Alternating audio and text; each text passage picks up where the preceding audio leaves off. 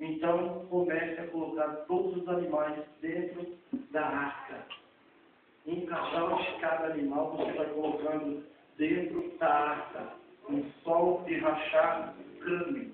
Todo mundo tirando os sagos de Noé. O cara ficou louco de ver. Acabou de colocar todos os bichos dentro da arca. Aí entrou os filhos de Noé, entrou as mulheres dos filhos de Noé, e entrou a sua esposa, e por último, Noé, creio eu que Noé deu uma olhada para aquela multidão, ficou caçoando deles, embaixo de um sol de, sabe, de 40 graus, e Noé não parou para ficar questionando. Ele entrou dentro da arca também, mas não havia chuva.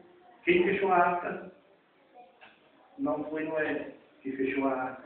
A arca foi fechada por fora, pelo anjo do Senhor. Fechou-se a arca, não tinha como.